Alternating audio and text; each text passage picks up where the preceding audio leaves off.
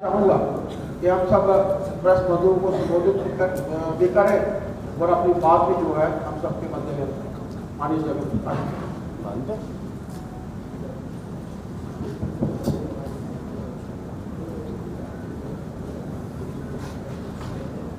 आज के इस प्रेस वार्ता में मेरे साथ यहाँ उपस्थित हमारे भारतीय जनता पार्टी के कार्यकारी अध्यक्ष श्री सत शर्मा जी, हमारे वरिष्ठ नेता श्री निर्मल सिंह जी, हमारे भारत सरकार में मंत्री और हमारे सहयोगी जम्मू कश्मीर के प्रभारी किशन रेड्डी जी, हमारे महामंत्री। आज मुझे चुनाव की इस बेला में यहाँ प्रचार के लिए आने का सौभाग्य मिला और ऐसा तय हुआ कि आप सबके साथ भी चुनाव के सिलसिले में बातचीत हो। मित्रों, हम जानते हैं कि चुनाव के 2 फेज पूरे हुए और 2 फेज पूरे जो हुए हैं वो इस बात का प्रतिबिंब भी है, रिफ्लेक्शन भी है और ये स्पष्ट दिख रहा है कि किस तरीके से जम्मू कश्मीर के लोगों ने प्रधानमंत्री मोदी जी की तरफ अपना प्यार, विश्वास और उनकी नीतियों को एक समर्थन दिया है। यह स्पष्ट इन चुनावों से हम सबको देखने को मिलता है। सबसे बड़ी बात यह है कि यह चुनाव शांतिपूर्ण ढंग से, पीसफुल तरीके से हुआ। इस चुनाव में पिछले चुनाव के भांति कोई वायलेंस नहीं हुई, कोई बूथ कैप्चरिंग नहीं हुई, कोई फायरिंग नहीं हुई और कोई टेरर अटैक्स नहीं। आपको जानकर के यह भी खुशी होगी कि 16 देशों के हेड्स ऑफ मिशन, एम्बेसडर्स, वो यहाँ चुनाव को देखने आए थे और उन्होंने देखा है कि किस तरीके से लॉ एंड ऑर्डर पर कंट्रोल और लोगों ने प्रजातंत्र में बढ़ चढ़ करके हिस्सा लिया है और इस चुनाव को शांतिपूर्ण ढंग से संपन्न किया है। और मैं ये कह सकता हूं कि it is a historical occasion. ये एक ऐतिहासिक घड़ी है जब जम्मू कश्मीर के लोगों ने बुलेट को रिजेक्ट करके बैलेट का रास्ता चुना है। इस बात को भी हमको ध्यान रखना है। They have chosen ballot and they have given a befitting reply to bullet. यह हमको स्पष्ट दिखता है। यह चुनाव पीस, स्टेबिलिटी और डेवलपमेंट का है। 2 चुनाव के क्रम में, फेजेस में इस बात को तय कर दिया है कि जम्मू कश्मीर की जनता शांति चाहती है, स्थिरता चाहती है और विकास चाहते हैं। और उस दृष्टि से इस बात को हमको देखने को मिलता है। युवाओं ने वेपन्स को छोड़कर शांतिपूर्ण के रास्ते को अपनाया है और श्रीनगर के, जम्मू कश्मीर के लोगों ने विकास के रास्ते का साथ दिया है। इस बात को भी हमको समझना है। मुझे आपके साथ ये शेयर करते हुए खुशी होती है कि आज जम्मू रीजन, आप सब लोग बहुत भाग्यशाली हैं, मैं सारे देश में घूमता, बढ़ावा दिया है और ये कभी भी सीरियस नहीं रहे हैं। यह मैं आपके माध्यम से जम्मू की जनता को बताना चाहता हूं। मैं यहाँ आपके सामने ये हरियाली आंसू बहाने वाले लोग, फॉल्स प्रॉमिसेस करने वाले लोग, लोगों के सेंटिमेंट से खेलने वाले लोग, ये आजकल डेमोक्रेसी के बड़े भारी चैंपियन बने। ये स्टेटहुड की बात कर रहे हैं, ये स्टेटहुड की बात कर रहे हैं। गृह मंत्री जी ने जब धारा 370 को एब्रोगेट किया था तो पार्लियामेंट में कहा था कि स्टेटहुड जम्मू को दिया जाएगा। प्रधानमंत्री जी ने कई फोरम्स पर, नेशनल फोरम्स पर कई बार कहा है कि जम्मू कश्मीर को स्टेटहुड दिया जाए, और आप अपने मैनिफेस्टो में लिख रहे हो, तुम दे कैसे सकते हो? देने का काम तो केंद्र सरकार का है। आप इतना झूठ बोलते हो, जो ताकत तुम्हारे पास है नहीं उसको मैनिफेस्टो में लिखते हो। इधर you are so unaware about the constitutional position, or you are trying to betray the people of Jammu Kashmir. उनको सब धोखा कर रहे हैं। तुम्हारे पास अधिकार नहीं है, मैं स्टेटहुड दे दूंगा, स्टेटहुड दूंगा, स्टेटहुड दूंगा। अरे स्टेटहुड देंगे तो प्रधानमंत्री मोदी जी देंगे, स्टेटहुड देगी तो भारत की कैबिनेट उनके नेतृत्व में देगी, स्टेटहुड देंगे तो जो सरकार पार्लियामेंट में वो देगी। और प्रधानमंत्री जी ने और गृह मंत्री जी ने तो पार्लियामेंट में कहा, प्रधानमंत्री जी ने बड़े स्पष्ट शब्दों में कहा है कि स्टेटहुड मिलेगा और देना है वो दिया जाएगा, और वो हम देंगे, आप नहीं दे पाओगे और आप दे भी नहीं सकते। ये भी मैं इसको उजागर करना चाहता हूँ। जैसा मैंने पहले कहा कि इन्होंने हमेशा जम्मू रीजन को इग्नोर, जम्मू रीजन का की अनदेखी की। मैंने AIIMS Jammu, IIM Jammu, IIT Jammu और Indian Institute of Mass Communication Jammu, ये सब पायनियर इंस्टीट्यूशन, देश के पायनियर इंस्टीट्यूशन की आपसे चर्चा की। इसमें रीजनल बैलेंस लाने का काम भी, अगर अवंतीपुर को हम लोगों ने एम्स दिया तो हमने जम्मू रीजन को भी, जम्मू को भी एम्स दिया, और जम्मू का एम्स पहले चला। मैं यहाँ ये भी बताना चाहता हूँ कि जब मैं जम्मू रीजन के विकास की बात करता हूँ तो आपके सामने बताना चाहता हूँ कि जम्मू रीजन के अंदर और इसके पेरिफेरी में 1800 किलोमीटर की हमारे एक रोड्स को कंस्ट्रक्ट किया गया। Delhi Katra expressway, Jammu Poonch highway, Chenani Nasik tunnel, ये सब डेवलपमेंट के जो बहुत बड़े प्रोजेक्ट्स, चेनाब का एशिया टॉलेस्ट ब्रिज, ये चेनाब का ब्रिज कांग्रेस पार्टी के समय में इसको अटल जी ने सैंक्शन किया था, और इसको यूपीए की सरकार ने पूरे 10 साल दबा के रखा।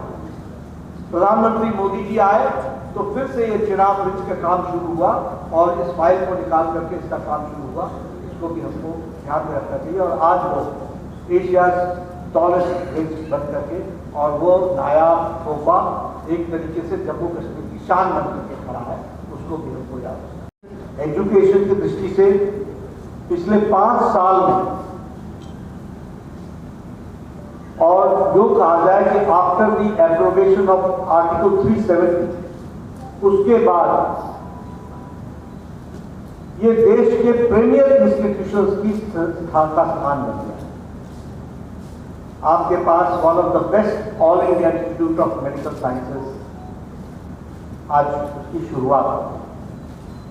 मुझे पिछले महीने All India Institute of Medical Sciences का प्रवास करने का मौका मिला। One of the best libraries established, best modular operation theatres, world class, state of art, यह आज जम्मू में आप सबको मिला है, और मैं इसे प्रधानमंत्री मोदी जी का सबसे नायाब तोहफा जम्मू कश्मीर के रीजन को किया गया है, इसके लिए आपको बताना चाहता हूँ। अवंतीपुर में भी एम्स का काम शुरू हुआ है, वो भी जल्दी डेडिकेट हो जाएगा। Indian Institute of Mass communication, और उसी तरीके से IIT, Indian Institute of technology, Indian Institute of management, ये सभी चीजें जो है वो जम्मू रीजन को मिली हैं। इस बात को हम सबको ध्यान में रहना चाहिए, और एक विकास का एजुकेशनल हब, यानी now Jammu is being recognized as the hub of educational institution and quality education, देश की बेस्ट प्रीमियर इंस्टीट्यूशंस आपको मिल रही है। मैं यहाँ ये भी आपको बताना चाहता हूँ कि जम्मू रीजन में औसतन साल में 100 दिन बंद होगा, ये आपने देखा है। कम से कम 100 डेज बंद, स्ट्राइक में जाते हैं। आज यहां पर पिछले 5 सालों में न कोई बंद हुआ, न कोई हड़ताल हुआ, और पीस, स्टेबिलिटी और डेवलपमेंट का ये हम लोगों ने देखा है। मैं जब डबल इंजन की बात करता हूं तो आपसे डबल इंजन के नाम पर, आपके माध्यम से जम्मू की जनता से उनका आशीर्वाद भी मांगता, उनका समर्थन भी मांगता। और यह भी बात सही है कि यूथ ऑफ जम्मू कश्मीर, कश्मीर के युवाओं ने टेररिज्म को, आतंकवाद को रिजेक्ट कर दिया।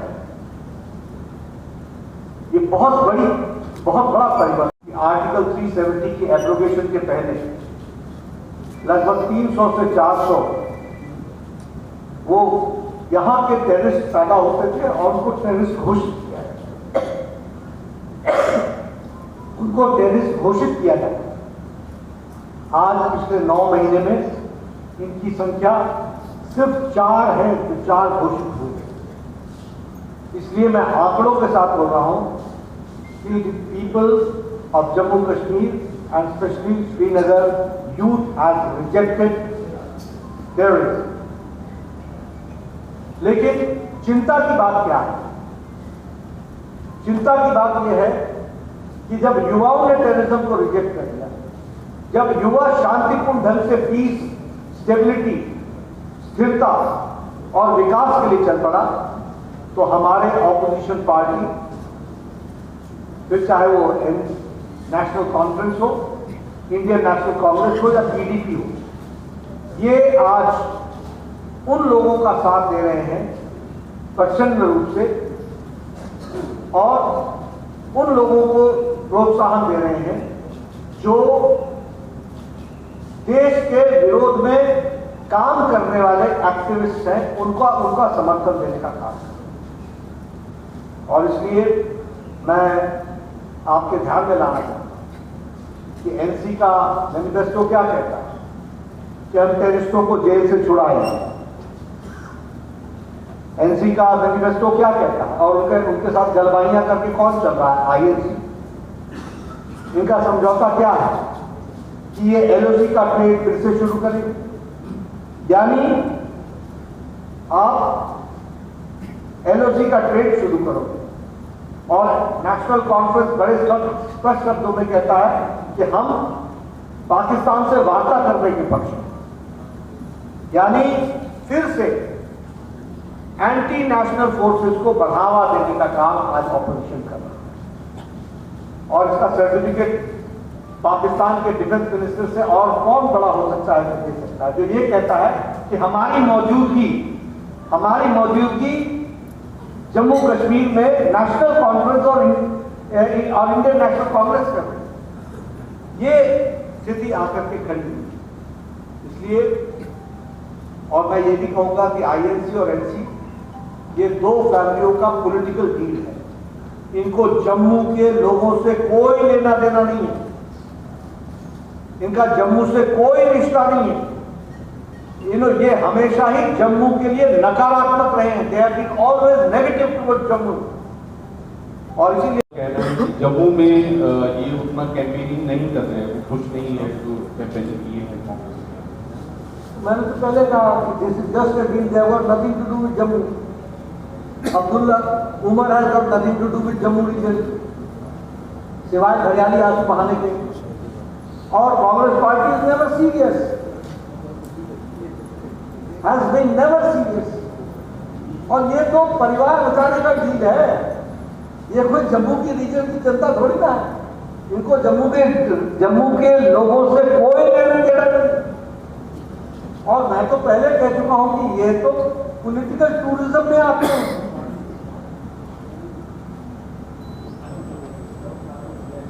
कश्मीरी पंडित के बजाय पीओ जैसे बोल जाते हैं।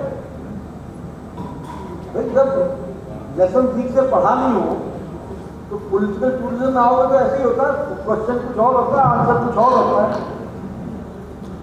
जी नमस्कार, मेरा नाम सुनील भट्ट है आज तक से। नड्डा जी, जो कि आप देश के स्वास्थ्य मंत्री भी हैं, तो उस संबंध में एक प्रश्न पूछना था मुझे। जैसे कि आपने कहा कि यहाँ जम्मू में एम्स बना है, नए मेडिकल कॉलेज भी बने हैं अभी। हाँ बिल्कुल, आप अभी हाल ही में एम्स गए थे, हम भी वहाँ मौजूद थे। आपने अपने वहाँ पर संबोधन में कहा था कि एम्स जम्मू जो है, दिल्ली जैसे एम्स बनने में कुछ समय लगता है, ये पूरा प्रोसेस होता है, और आप इसमें बेस्ट इंफ्रास्ट्रक्चर चाहते हैं, बेस्ट डॉक्टर्स चाहते हैं, उसमें समय लगेगा।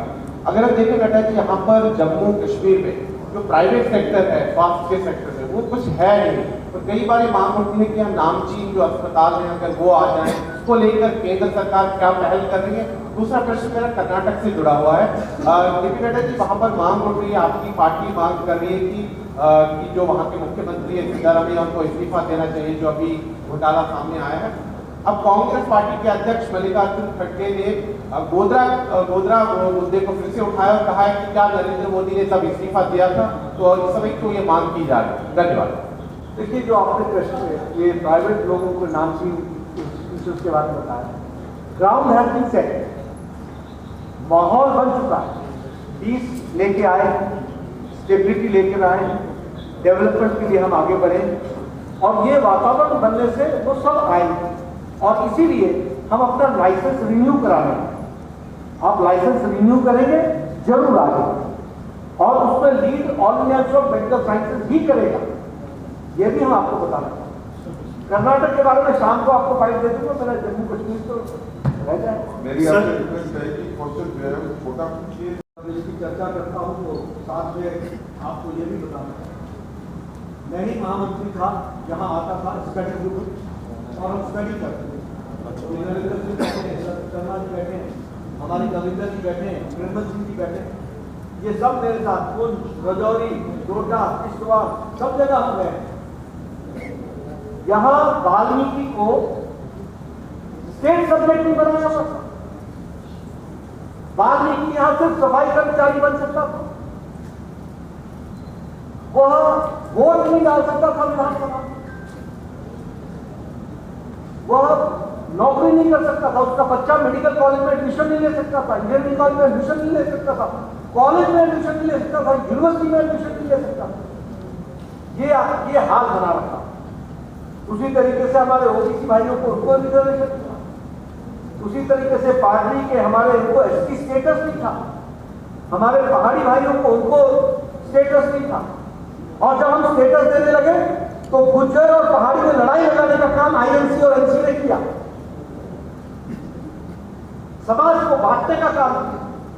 ये प्रधानमंत्री मोदी जी की बात पर लोगों ने विश्वास किया, गुज्जर भाइयों का और बकरवाल का उनका कोई रिजर्वेशन घटा नहीं, और पहाड़ियों को भी रिजर्वेशन दिया गया, उनके भी रिजर्वेशन आई। तो इस तरीके से इस काम को पूरा करने का काम किया। इसलिए जस्टिस टू जम्मू अगर ये किसी ने किया है तो वो भारतीय जनता पार्टी ने किया, और भारतीय जनता पार्टी ने आर्टिकल 370 को एब्रोगेट करके for the first time SP seat के नाम पर लोक चुनाव में वो खड़े हो रहे। फॉर द फर्स्ट टाइम हमारा पाक ऑक्युपाइड कश्मीर से, हमारे वेस्ट पाकिस्तान से आए हुए रेफ्यूजी पहली बार विधानसभा में वोट डाल रहे हैं। ये रहना चाह रहे हैं वेस्ट पाकिस्तान से, पूछिए, they have right to vote in Lok Sabha, not in विधानसभा।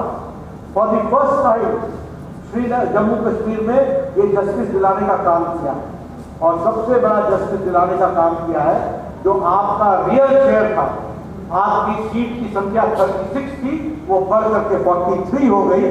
वो आपको जो आपका जो ड्यू था वो भी आपको देने का काम